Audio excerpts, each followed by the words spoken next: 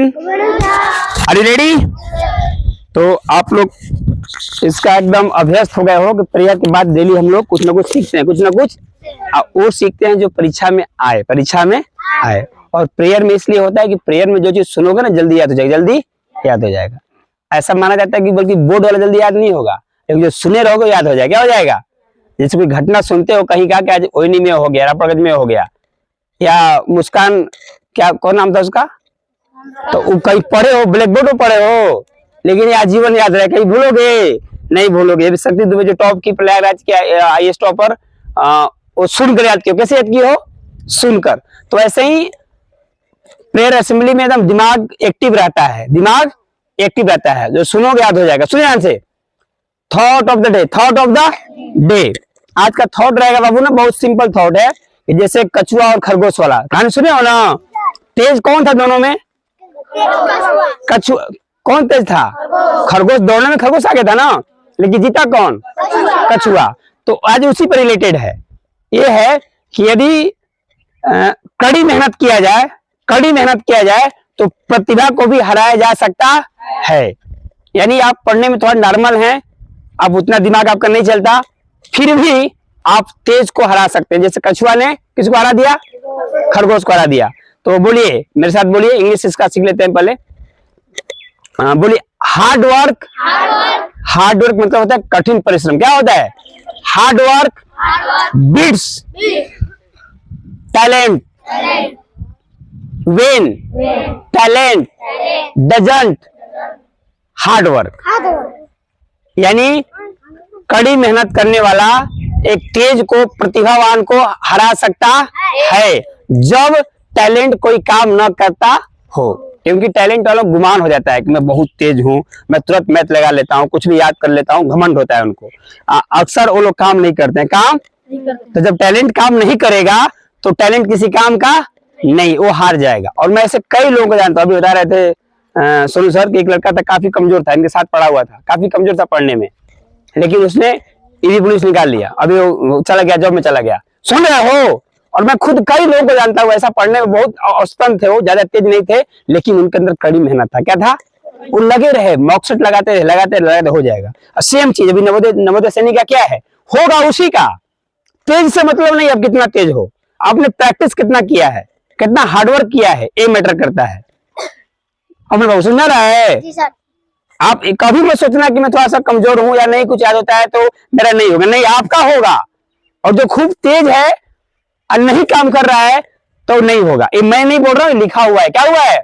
यह अनुभव द्वारा शास्त्रों में, वेदों में, और क्या बोलते हैं, जितने महान लोग हुए हैं उन्होंने लिख कर गया है इस बात को कि टैलेंट को हरा देगा कठिन परिश्रम। कठिन जब टैलेंट कोई काम ना करे, और टैलेंट भी किसी काम का नहीं है जो उसका उपयोग ना हो, तो आज का विचार यही रहा कि hard work beats talent. Hard work beat the talent when मतलब जब टैलेंट्स डजंट वर्क, जब वो काम ना करे, वो काम।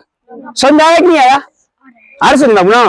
अब नेक्स्ट लेते हैं, आज का क्या ले, अब हिंदी लेते हैं। आज का हिंदी रहेगा, हिंदी बहुत इंपोर्टेंट है, कई बार नवोदय में भी आया है, सैनिक में भी आया है, और बड़े बड़े एग्जाम में भी आता है, अभी पुलिस वगैरह में, कि आसान न मानने वालों को क्या कहा जाता है। अनेक शब्दों के लिए एक शब्द, जो आसान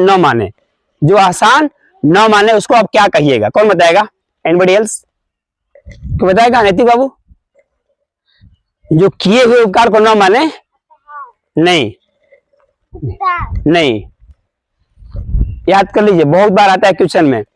देखो ये होता कि आसान क्या होता है। मान लीजिए आपने अभी क्लास में किसी बच्चे का, मान लो आप कलम नहीं है, सपोज दैट, मान लो, या फेयर छूट गया, फेयर नहीं किया है, और आप उसको फेयर दे दिए, समझ रहे हो, या आप उसको पेन दे दिए, और दूसरे दिन या तीसरे दिन आपके पास वो समस्या आ गई, आपका पेन नहीं है, जबकि वो रखा है 2-3 को पेन, आप मांग रहे हैं तो पेन नहीं दे रहा है, समझ रहे हो?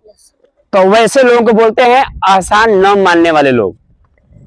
आपने किया और जब आपकी बारी आई तो आसान नहीं मान रहे हैं। अरे समझ रहे हैं?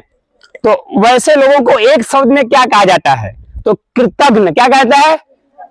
कृतज्ञ। क्या कहता है? याद हो रहा है? कृतज्ञ। क्या बोलेंगे? कृतज्ञ। और ठीक इसका उल्टा, जो किए हुए उपकार को माने, जो किए हुए उपकार को, उसको बोलते हैं कृतज्ञ। क्या बोलते हैं? कृतज्ञ। समझना। आज का बाबू इंग्लिश रहेगा थोड़ा थोड़ा करके, थोड़ा थोड़ा करके। क्या होता है एनीबॉडी एल्स? क्या होता है वो? वेरी गुड, बिल्कुल पता है। Bit by BIT, bit by bit, थोड़ा थोड़ा करके। आप लोग डेली कुछ नया बनिए, कुछ अलग बनिए, कुछ नया सीखिए, थोड़ा थोड़ा। कैसे? थोड़ा थोड़ा। एक दिन यही बहुत बड़ा हो जाएगा। थोड़ा थोड़ा जुड़ाते हुए करते करते, याद करते करते बहुत विशाल हो जाएगा। तो याद कर लीजिए, bit by bit, bit by bit, थोड़ा थोड़ा करके। अब क्या आ गया? हिंदी हो गया। जीके लेते हैं। आज का जीके रहेगा बाबू, बात नहीं करेंगे, साइलेंट रहेंगे। आज का हिंदी रहेगा, भारत में सबसे पहले चीनी का मिल कहाँ लगी थी? यानी चीन का कारखाना बिहार में कहा? और जगह का नाम है महरौरा। कहाँ? महरौरा, बिहार में। महरौरा बहुत अच्छा क्वेश्चन है। चीनी सब लोग खाते हो ना जी। तेरी ये कहा जाए कि सबसे पहले चीनी कहाँ बनी थी, यानी भारत में कहाँ कंपनी लगाई गई? कहाँ लगाई गई? बिहार में। बिहार में कहाँ? महरौरा है ना, इधर अहरौरा। तो ऐसे याद करो, अहरौरा महरौरा, है ना। महरौरा कहाँ लगी? महरौरा। क्लियर हो गया? मैं रिपीट कर रहा हूँ। हेलो, मैं रिपीट करने जा रहा हूँ, ध्यान से सुनिए। Thought of the day, thought of the day. आज का विचार रहा, hard work builds talent when talent doesn't work. कठिन परिश्रम से प्रतिभावान को भी हराया जा सकता है जब प्रतिभा काम न करे। प्रतिभा काम न करे, जैसे खरगोश और कछुए की कहानी में जानते हो आप। टैलेंट से कुछ नहीं होता, मेहनत से होता है। आज का इंग्लिश रहा, थोड़ा थोड़ा करके। इसका इंग्लिश क्या होगा? Bit by bit. क्या होगा? Bit by bit. आज का जीके रहा, भारत में सबसे पहले चीनी मिल कहाँ लगी? चीनी का कारखाना कहाँ लगा? तो महरौरा, बिहार। महरौरा, बिहार। आज का हिंदी रहा, एहसान न मानने वालों को आप क्या कहेंगे? जो एहसान न मानता हो क्या कहेंगे? कृतज्ञ। क्या बोलेंगे? कृतज्ञ। Okay, thanks a lot.